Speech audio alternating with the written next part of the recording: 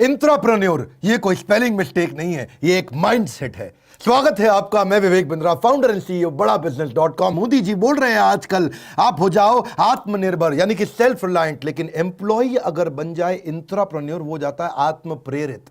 आत्मनिर्भर तो ये है, वो आत्म प्रेरित है, सेल्फ मोटिवेटेड। ये वो एम्प्लॉय है जो लेता तो तनख्वाह है पर माइंडसेट से एंटरप्रेन्योर के जैसा होता है। जब आपके लिए काम करता है, आपका खुद का विजन है, सेल्फ विजन, उसका होता है शेयर्ड विजन। अगर आपने इंट्राप्रेन्योर खड़े कर दिए, वो एम्प्लॉय जो आपकी तरह सोचते हो, एंटरप्रेन्योर की तरह काम करते हो, तो लेंगे तो तनख्वाह पर काम करेंगे कैसे? आग पीछे नहीं लगाते, सीने में लगाते हैं। एक क्लाइमेट बन जाता है कंपनी के अंदर रेडिकल और इंक्रीमेंटल इंप्रूवमेंट और इनोवेशन का। वो अपने आप नए इनिशिएटिव लेगा, अपने आप नए आइडियाज लेके आएगा। आपने उसकी जिंदगी में पंख लगा दिए हैं। क्या होता है ये एंटरप्रेन्योर? एम्प्लॉय से बड़ा फर्क है। एम्प्लॉय थोड़ा स्लो स्पीड पे काम करता है, ये हाई स्पीड पे करता है। एम्प्लॉय प्रॉब्लम पे फोकस करता है, ये एक्शन पे फोकस करता है। एम्प्लॉय कहता है परिवार ही मेरा परिवार है, ये कहता है ऑर्गेनाइजेशन भी मेरा परिवार है। एम्प्लॉय नए इनिशिएटिव नहीं लेता, ये ओनरशिप लेता है और एक्सपेरिमेंटल इनिशिएटिव करता रहता है। एम्प्लॉय की आदत क्या बोलता है? मेरा काम नहीं, ये मेरा काम नहीं, मेरा तो बस यही काम है। और इंट्राप्रेन्योर बोलता है आई ओन दिस कंपनी।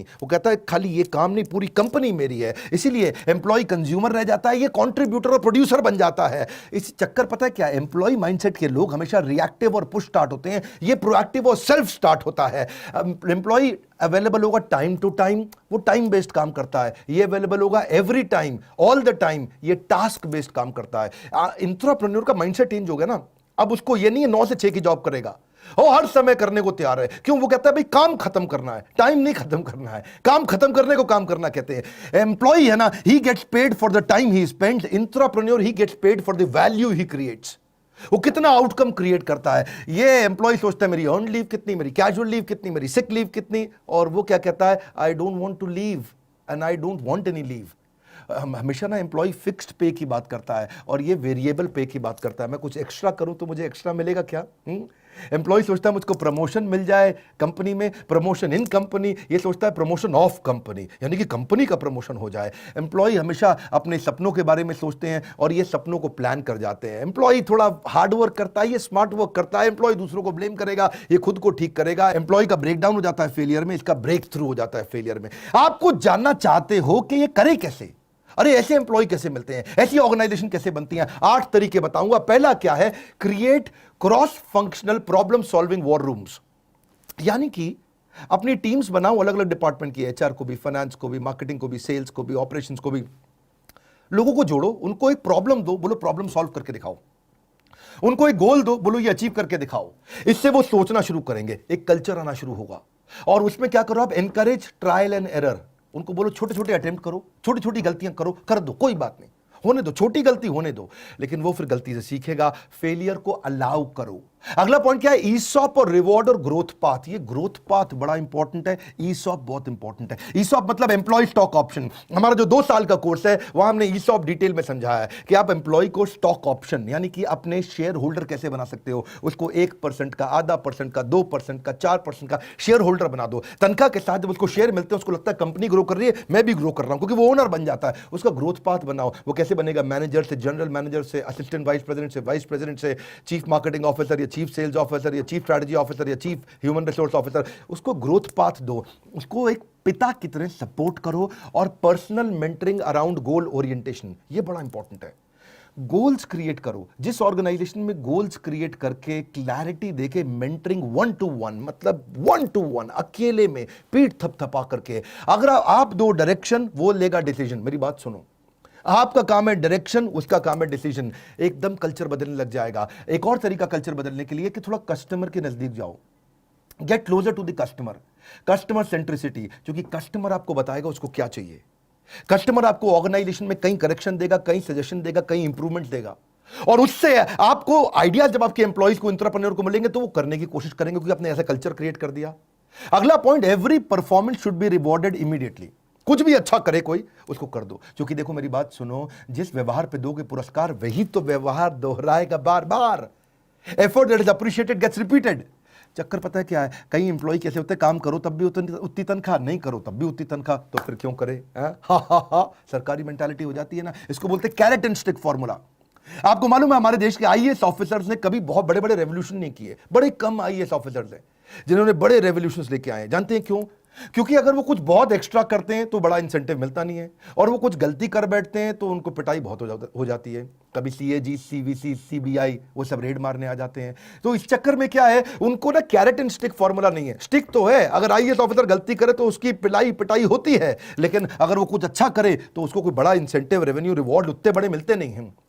आप कर सकते हो ये। आप क्या कर सकते हो? Share financial success with employees.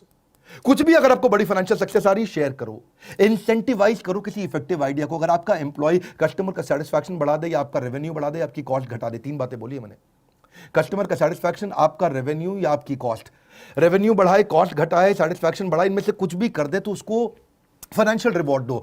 देखो फाइनेंशियल रिवॉर्ड में ना नुकसान नहीं है, क्योंकि कॉस्ट मूव्स विद प्रॉफिट। जब प्रॉफिट बढ़ेगा तभी तो कॉस्ट आएगी आपके, जब वो पैसा लेके आएगा तभी तो देना पड़ेगा आपको।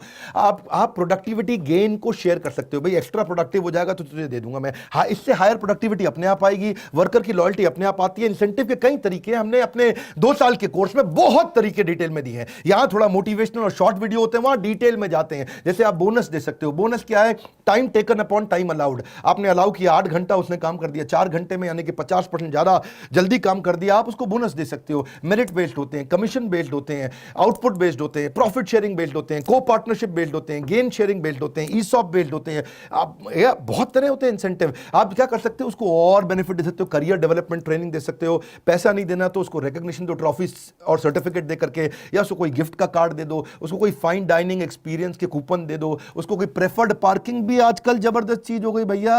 पार्किंग कम है, आपने एम्प्लॉय की पार्किंग का स्लॉट बना दिया, वो आता है बड़े एकदम समझो चौधरी जी, हाँ आज हम अपनी गाड़ी लगाएंगे, ये हमारी गाड़ी की जगह है। सब गाड़ी बेचारे पार्किंग ढूंढ रहे हैं और वो आराम से, क्योंकि ना उसको एक सेंस ऑफ प्राइड आता है, ये मेरी रिजर्व्ड पार्किंग है, इतना इंपॉर्टेंट हूं मैं।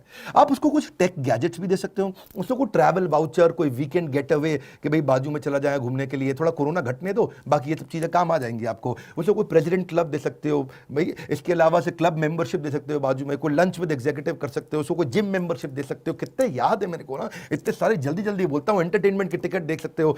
4 बातें याद रखना, गोल्डन स्टेटमेंट दे रहा हूं। Firstly, enable them to become opportunity scanner and producer, and then become their advocates in making them PNL और BU head।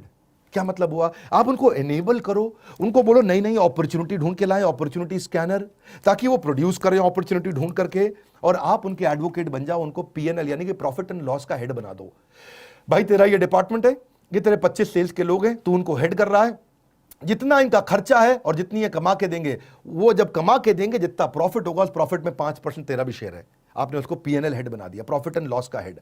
आपने उसको BU हेड बना दिया, बिजनेस यूनिट हेड। गूगल ने ऐसे ही तो किया है, आज तक गूगल ने यही किया है। इतना कहते गलती करो, नई नई गलती करो, रोज नई गलती करो, पुरानी गलती मत दोहरा देना बस। गूगल ने सारे ऐसे फ्रॉड बनाए, उनका जीमेल भी ऐसे बना, उनका ड्राइवरलेस कार भी ऐसे बना, उनका गूगल मैप्स भी, एंड्रॉइड भी, ये सब इंट्राप्रेन्योरियल मॉडल से बने हैं। मैं आपको बेस्ट अमेरिकन और ग्लोबल ऑर्गेनाइजेशंस के मॉडल ला करके देता हूं। हमने अपने 2 साल के कोर्स में भी आपको HR संबंधित, एम्प्लॉय प्रोडक्टिविटी संबंधित बहुत चीजें दी हैं कि एम्प्लॉय को रिटेन कैसे करें, उसका succession planning, leadership in pipeline कैसे लाएं, हाई परफॉर्मेंस कल्चर कैसे क्रिएट करें, नया आदमी रिक्रूट करके कैसे लाएं, जो बढ़िया आदमी उसको रोक के कैसे रखें, रिटेंशन, या उसकी मैनेजरियल एफिशिएंसी कैसे लेके आए, कॉम्पेंसेशन कैसे बनाया जाता है, सैलरी स्ट्रक्चर कैसे डिजाइन किए जाते हैं। बड़ा इंपॉर्टेंट है, आपको पता ही नहीं सैलरी स्ट्रक्चर कैसे बनाए जाते हैं, बैंड कैसे तैयार किए जाते हैं कि भाई कौन जनरल मैनेजर, कौन मैनेजर, ट्रेनिंग एंड डेवलपमेंट कैसे होगी, उनकी ऑनबोर्डिंग का प्रोसेस क्या है, क्या फॉर्म्स देने, उनको रिवॉर्ड कैसे दिए जाएंगे, शेयर कैसे कंपनी के दिए जाते हैं, EAPA के जॉब डिस्क्रिप्शन क्या है, रिव्यू कैसे किए जाएंगे, एग्जीक्यूशन एक्सीलेंस क्या होता है, उनके KRA KPI कैसे बनाते हैं, सेल्फ कोचिंग डायरी कैसे बने, खुद को ही कोच कर ले, अपने आप ही कर लेगा कोच वो, सेल्फ मोटिवेटेड है, आत्मनिर्भर, आत्म प्रेरित, दोनों ही चाहिए आपको। स्कोर बोर्ड बना दो उनके, एम्प्लॉय को एंटरप्रेन्योर कैसे बनाए। अमेजिंग टॉपिक्स है, छोड़ेंगे नहीं। भारत के व्यापारियों को वर्ल्ड रिकॉर्ड बनाने में लगे हुए हैं, दुनिया की सबसे पावरफुल कंटेंट और दुनिया के सबसे अफोर्डेबल रेट्स पे आपको दे रहे हैं। लाइक करके उत्साह बढ़ाइए। अगर बिजनेस कंटेंट भी आपको पसंद आता है, सब्सक्राइब नहीं किया तो इस तरह के वीडियो सब छूट जाएंगे, उनको जरूर शेयर करो जो बिजनेस कर रहे हैं या करना चाहते हैं। हमारे साथ जुड़े रहने के लिए आप सबका दिल की गहराइयों से मुस्कुराहट के साथ धन्यवाद।